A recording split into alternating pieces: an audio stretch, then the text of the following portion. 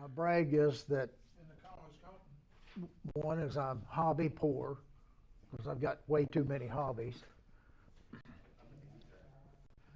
And the second is I went from no license, okay, and no ham radio experience to an extra class license in about 3 or 4 months.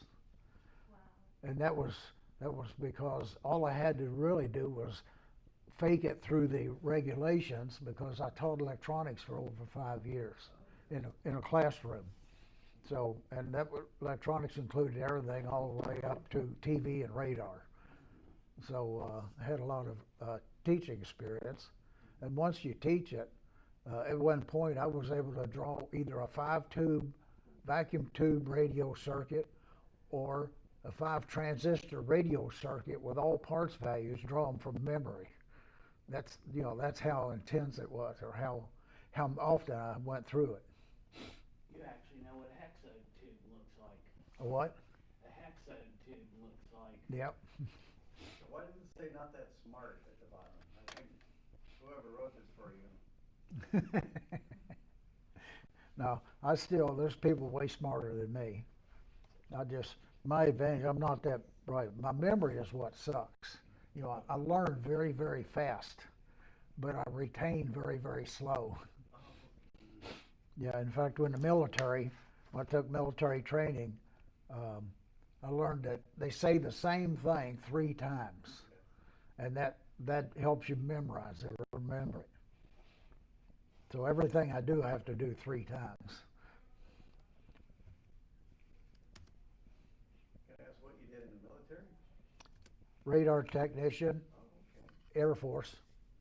Yeah, F-102s and F-101s.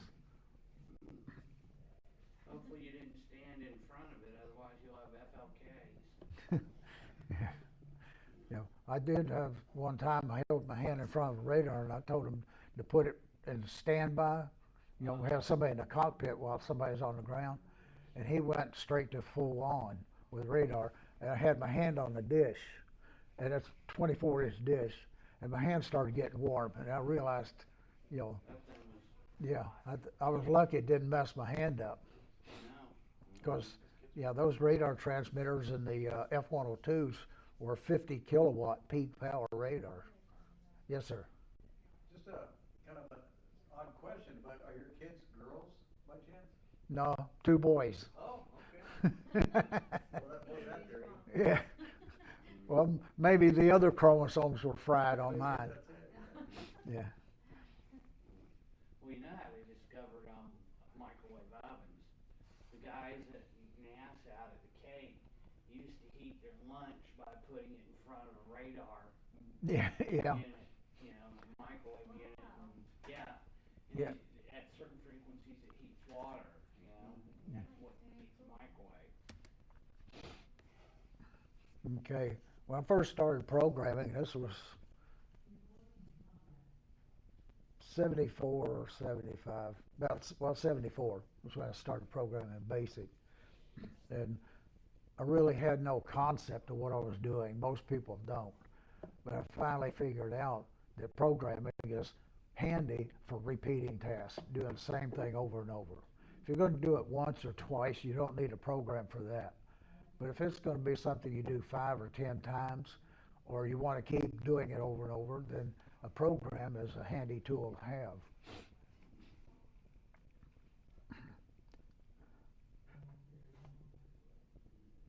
Robots on the assembly line, that's a prime example. And no, they're not going to take our jobs. And no, Skynet's not going to take over the world. So anyway, you can do a simple or complex. In fact, they're using robots now, if I'm not mistaken, to do surgery. They actually do surgical procedures, both with radio waves by transmitting into the brain from outside the brain, but focused to a particular point in the brain. And they're using the robots to control the actual positioning of the radio signal. Proton beams also do the same thing. Yeah. They're used to kill tumors. Yeah, pretty amazing stuff.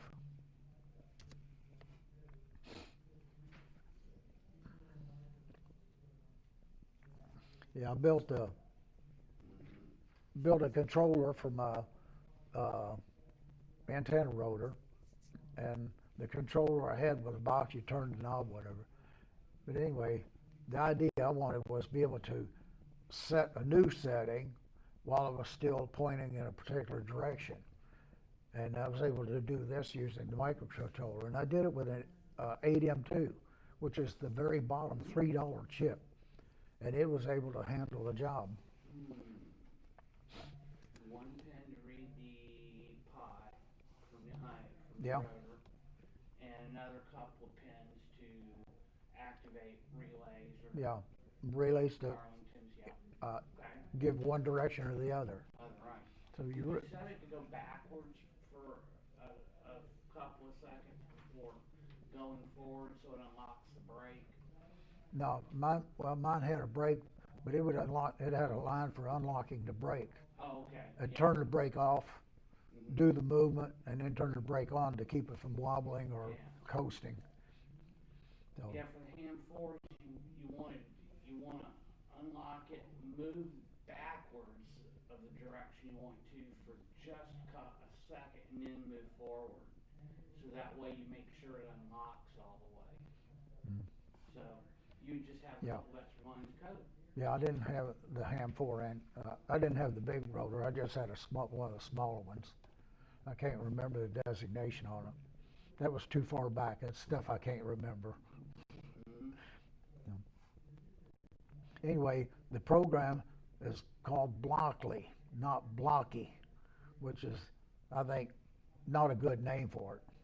But it was actually developed, this thing was developed by Google for teaching kids to program. And then Education Revolution, I think that's the company name that makes the pickaxe, the people make it. They adapted the Blockly application over to the pickaxe.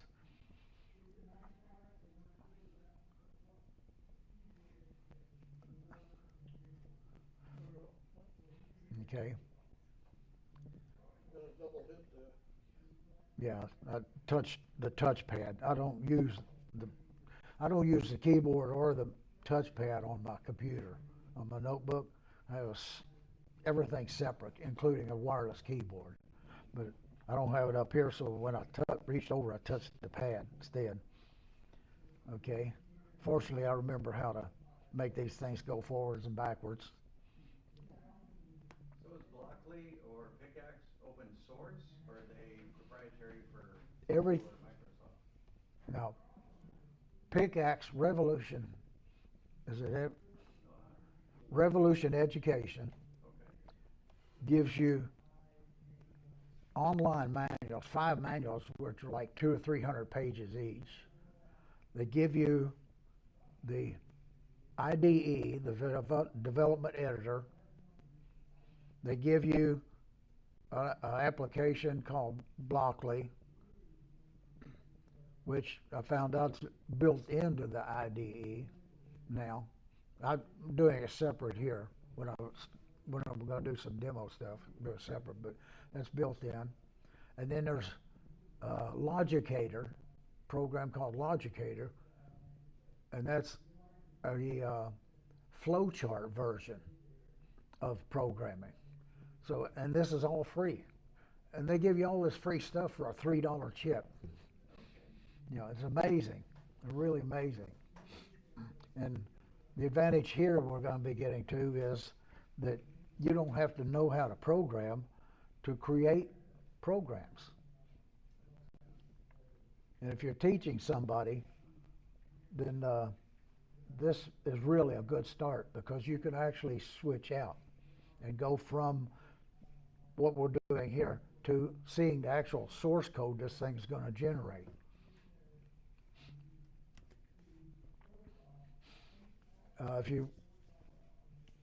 We had the Pebble demonstration this morning, and the Pebble was an application that's browser-based and allows you to lay out all your parts on a solderless breadboard. You know, if you work with solderless breadboards where you plug stuff in, this is a visual application that you can do all your layouts, and then you just simply copy your work to the breadboard. And if you make changes in the breadboard or something's not right or it didn't work, you know, you can work back and forth and fix your problems real quick. And it's a really handy application. If you're teaching somebody, then you can screen capture these breadboard displays and use that to show people what they're doing or what they should not do.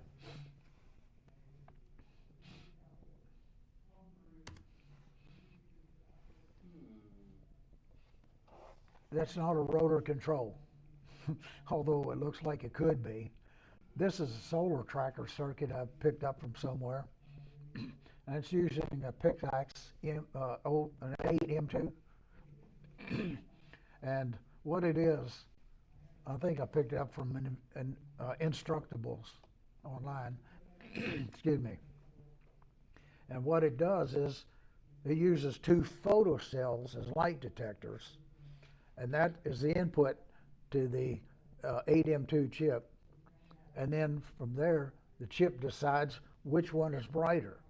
And whichever one is brighter, that's the way it's going to drive the motor. So you can build this thing, put the motor like on a platform with a wheel out here, wheel out in the front, one wheel, and drive that wheel so it tracks the sun as it goes across in the sky. And then when it gets done, when it goes dark, it moves back to the start position, waits for the sun to come up again. If you have solar panels, this would be a real neat little gadget to use your solar panels to track, especially if you have either a go station or something remote out field station, or if you're at home and it's during bad weather where power's out, which was out one year for me for 4 days. You know, it can solar track panels so you can still get power off your solar panels, because solar panels will generate some electricity even when it's cloudy.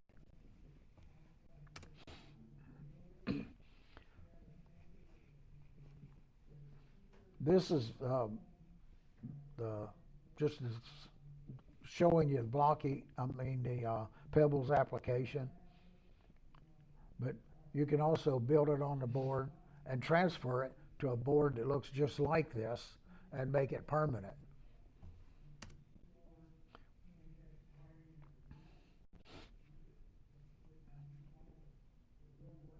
Okay, this is talking about the Pebbles application, but now we're going into Blockly, and this is why we're here. You can see from the paper I gave you or the image that this is basically a decision tree or a flow chart, which is what it really amounts to. And we make decisions all the time. To be honest, you need to know something about programming, and a program is if you do one thing or you have one thing, something happens, and if you don't have that one thing, maybe something else happens. And basically, if, then, else. So we have to know a little bit about programming, but we do anyway. Here's a good example of programming. On here, bend over because you're getting spanked. Yeah.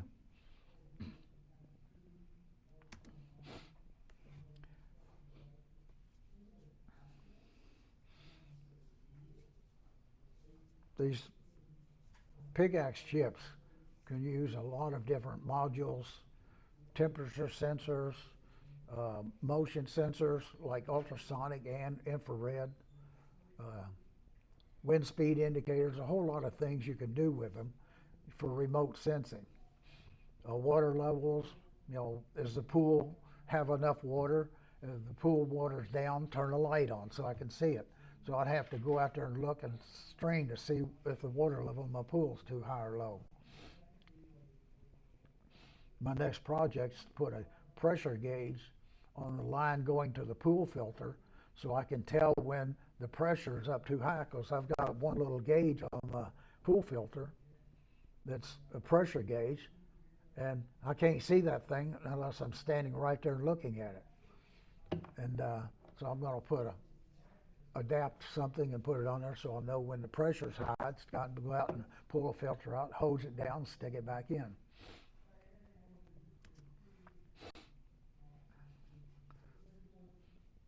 Here you see text version of decision and the program code version of decision that you would use for pretty much any basic program. And here's your decision in a block diagram version.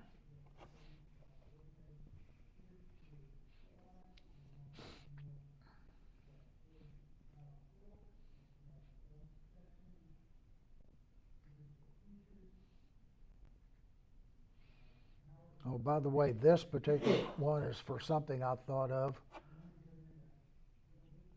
I mentioned in the earlier presentation. I have some little laser modules. They're like half a milliwatt or something. And I'm thinking, this thing about UFOs has always been interesting. So what I'm going to do is I'm going to build a circuit that's going to control one or more of these lasers. And I only want it to work at night, so it'll have a photocell, see if I have sunlight or not. At nighttime it comes on, and the lasers start pulsing. Now the pulsing is not just blinking, because who cares? You know, one little blinking red light's not going to mean anything. So it's going to pulse using prime numbers. 1, 1, 2, 3, 1, 2, 3, 4, 5, 7, 11, 13, and so on. So, and that will be a sign of some reasonable intelligence down here. So the UFO will stop, pick me up, show me how the world really works, and I'll be happy. So I've got all the parts and I've got the program built. I just haven't actually built the box and stuff, put everything in the box. And oh, by the way, if you worry about airplanes, if you shine straight up, it's impossible for a helicopter or an airplane to see that light. You know, they talk about lasers, illegal, pointing at airplanes and so on. In this case, you know, you can't see that light from either vehicle because it's a laser. One, it's not spread out. Two, it's, you know, a very narrow beam. And the second is, you can't see through the floor of the helicopter or through the floor of the cockpit of an airplane. So there's not going to be a reason why they're going to come take your house away. Or pilots holler at you for blinding them with light.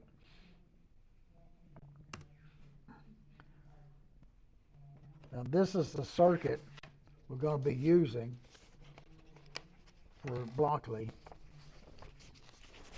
Oop, watch out, dummy.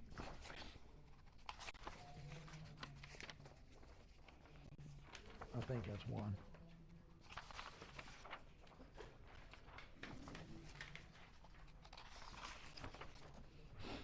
I'll let you guys can cheer on this one. Okay.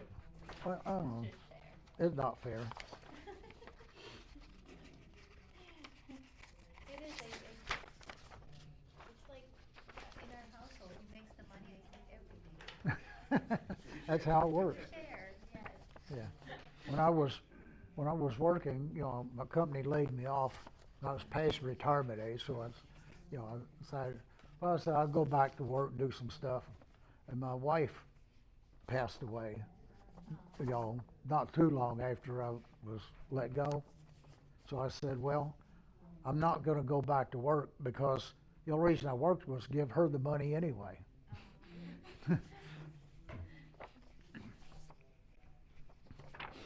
Okay. This circuit is actually based on the 14M2 and not the 8M2 chip. But because the language is the same, all you would have to do is change the variables or the pins that you're working with, and it'll work for either chip. So you can develop with one, and you say, oh, I don't have enough pins on the 8, so I'll go to the 14. All your work is not wasted. You know, just simply make a few changes and you're back in business. Oops.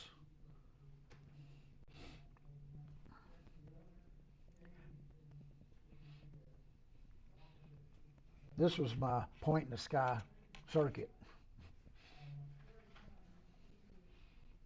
Photocells detect daylight, a control switch to turn it on or off, and a laser and an LED for indicating that it's operating or not. Now we see how we do it in Blockly. There you have everything that's on that circuit is right here on that screen. And the flow chart that we had earlier, that's also on this screen.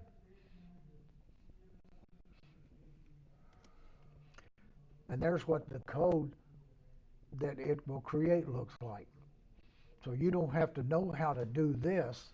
If you can build these things and put them together and stack them, then it'll create the code. You can copy the code, stick it in the IDE, and program a chip, and you're up and running.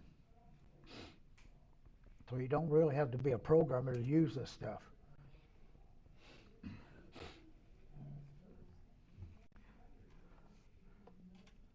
When you're using Blockly, you have to tell it which chip you're going to use, because the pin outs, the pins that you can use, the nomenclature will change depending on which chip. You have C's and B pins on the 14. You only have the C pins on the 8. What do they make, an 18 and a 20? They make all the way up to a 40. Yeah, if you need the pens. Yeah. I have no idea what you could do with a 40x2. You know, I don't know where you could use that many pins. Operate an ARRL rotator and point it. You can do that. A 14 will do that. Yeah. Yeah. So You can do that plus operate stuff to turn the antennas so you don't have to have crossed Oh. antennas. well, you get up there, you can have a display. You can have checked weather alerts or whatever. You can add all this stuff in. Once you pick the chip, then we go in the skip one. Oh. When you add your first loop, it'll have a little green start button or screen start symbol, and it'll stick the choice somewhere out in the middle. Now what we're building here is a loop, so that we say, while something is something, do something.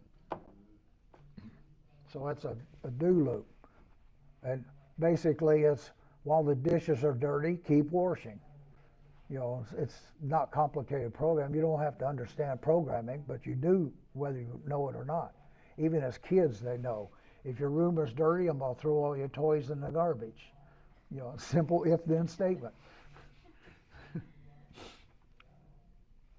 And anyway, when you add it, then you drag it over and dock it, so you can put these things together.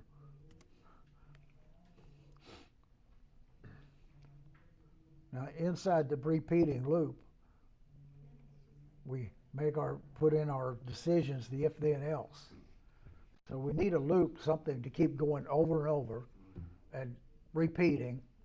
And then inside that repeating loop, we put in, does it do this? Do we have that? Where's it going to go? How much is it? And so on. Put all your control inside that.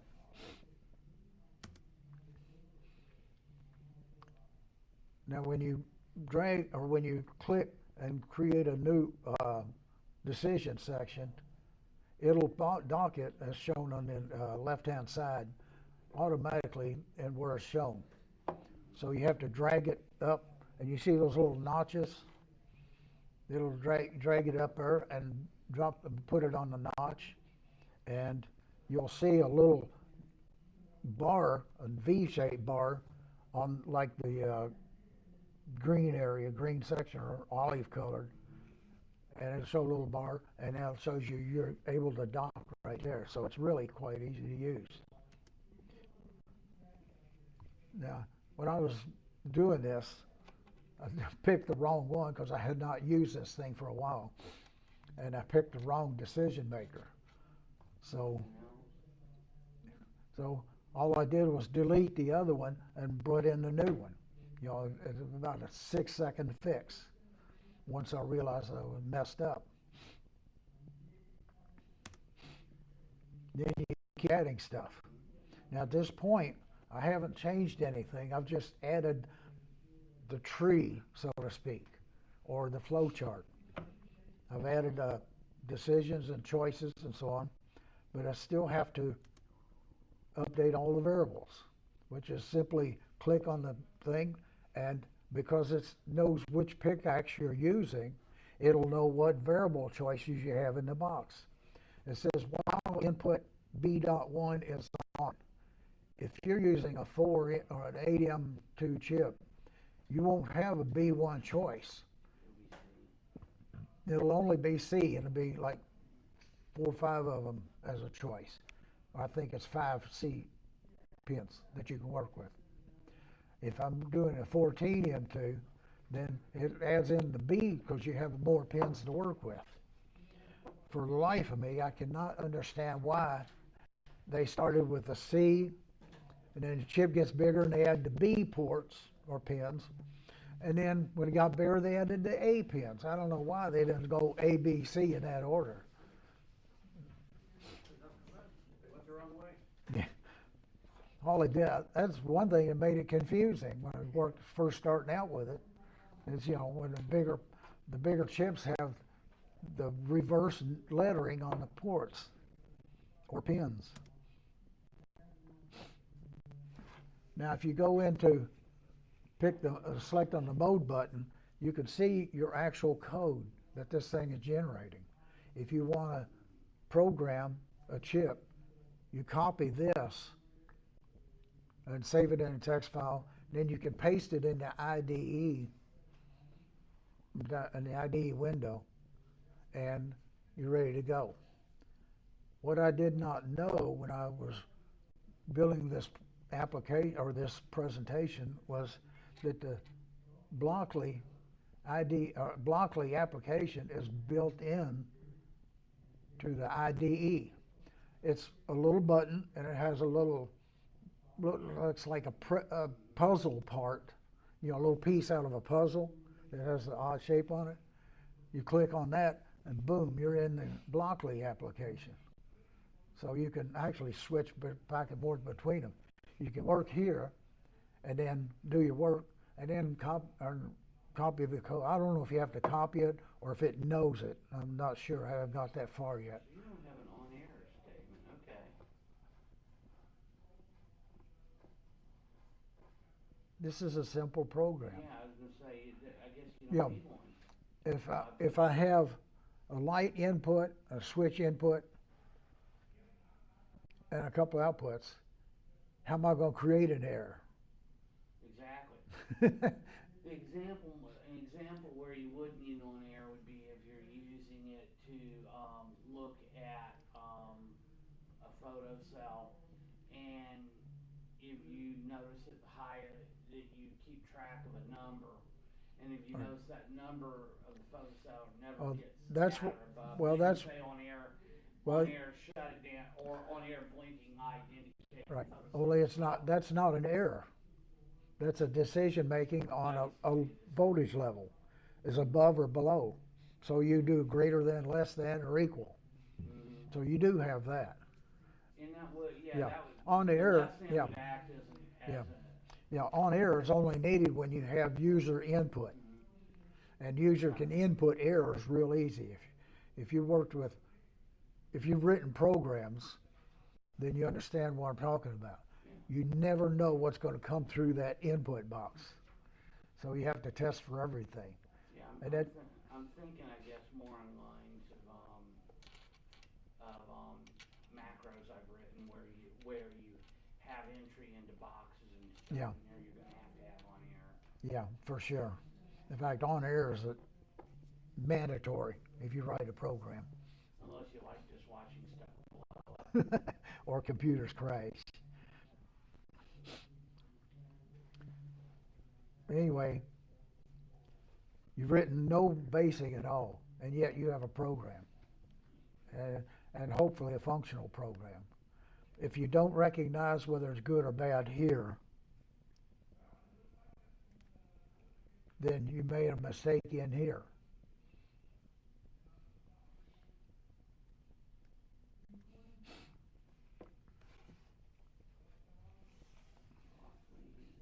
Blockly is an XML application. In other words, you can't import into it.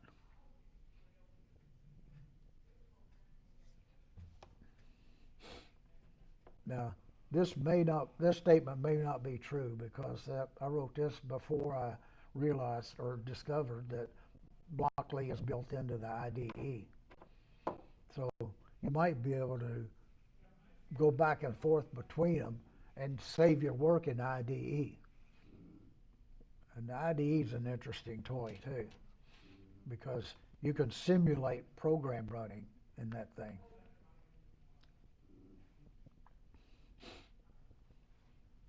Like I said, you get all of this stuff. You get all of this stuff free for a $3 chip. So it's ham friendly. Huh? It's ham friendly. Yeah, it's everybody friendly. Gotta remember, copper wire was discovered by two hams fighting over a penny. Yeah. But basic language, beginners, all-purpose symbolic instruction code. Basic. It was written by Dartmouth College to teach 9th graders how to program.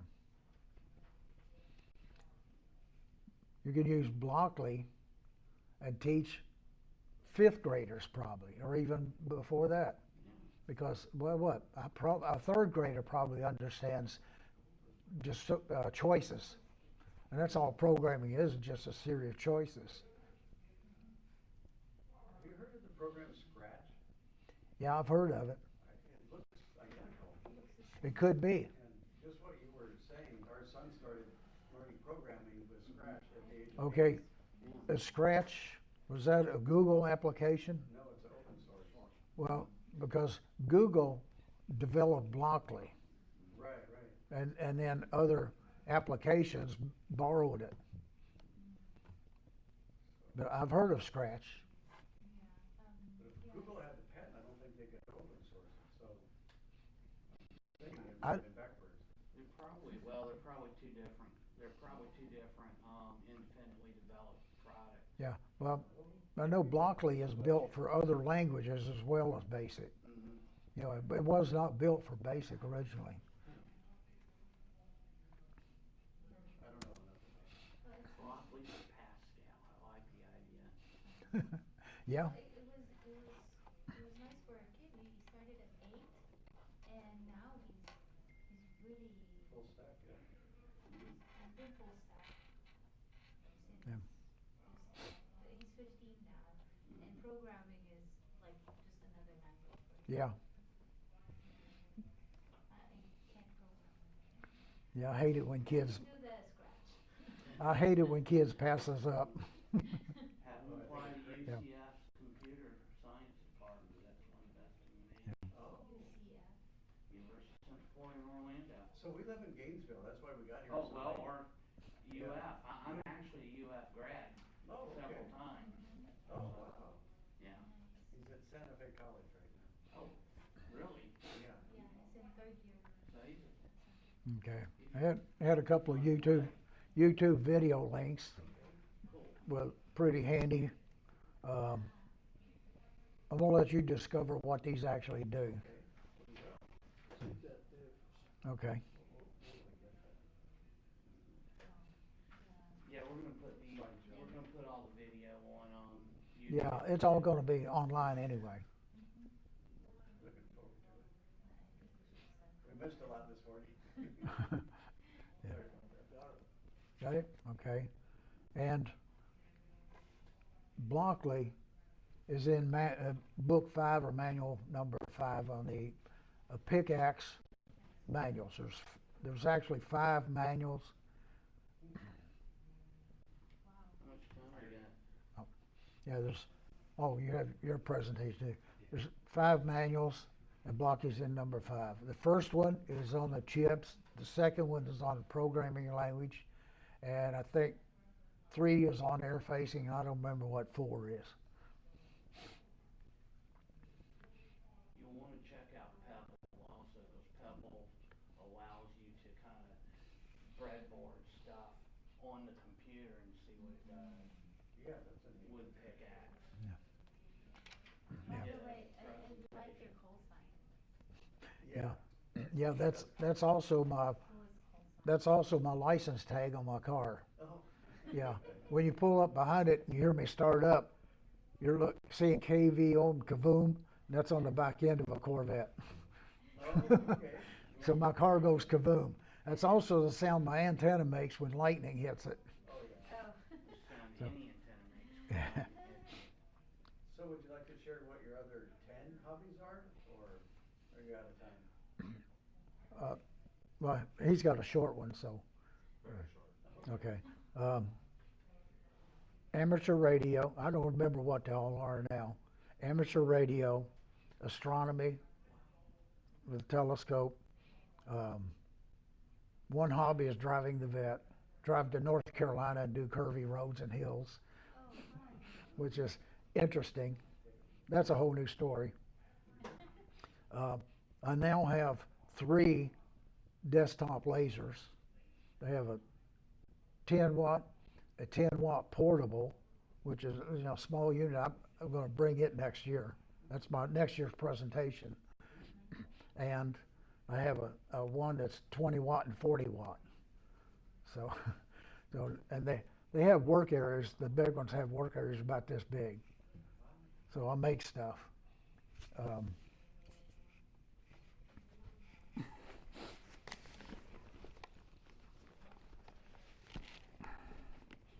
Also, webmaster.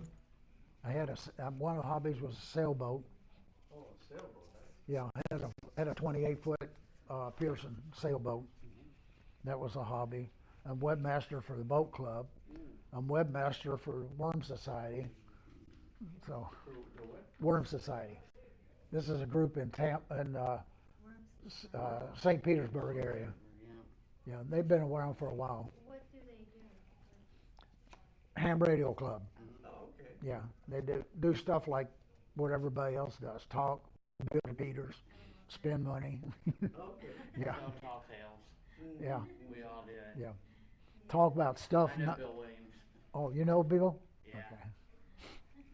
Yeah, and talks about everything. Exactly. Fishermen, hunters. Yeah.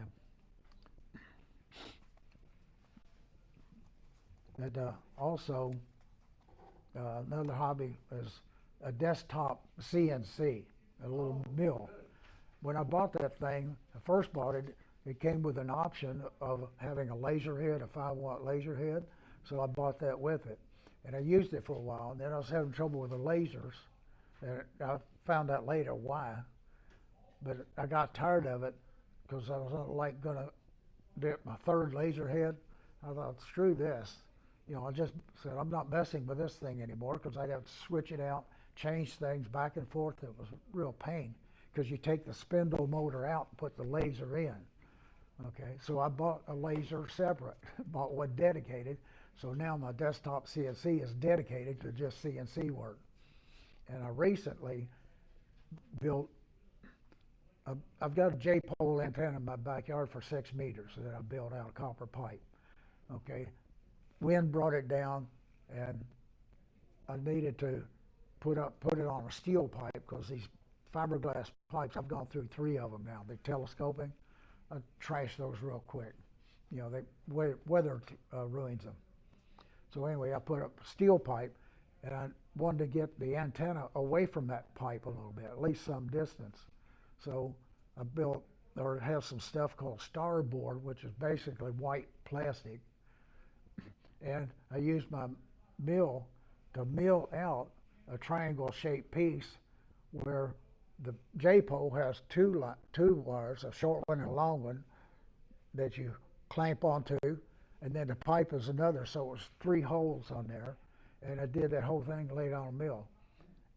And I used new software, it hasn't been released yet, called MillMage, by the people that make a product called Lightburn. I use Lightburn for the laser. And so that was my dedicated CNC for making a part for ham radio. So, and also, this guy right here has me make him little plaques with call signs embossed on them, and then he does something with them. So I do laser work for people that don't have a laser, and I don't have to I don't have to worry about inventory. I just do the laser, and also I can do it real cheap that way. So anyway, way too many hobbies. And that's the end of the program. Any other questions? How big a bed on your CNC? It was a 3018 CNC, which is 300 millimeters by 180. Then I added an extension on it. I bought an extension for it. So now it's a 3040. So it has basically 30 millimeters wide and 40 deep on the travel. 400. So it's a decent little area. I can do little signs and stuff with it now, because I can put longer stuff in there. But next year I'm going to demonstrate a product called Lightburn. It was $60. Now it's, I think, $100 for the base, for the lasers like I have a diode laser. And hands down, it is way ahead of everybody else that makes laser control software. And this thing is amazing. You can do some really serious programming with it. Okay, I need to turn this over to somebody else, I believe.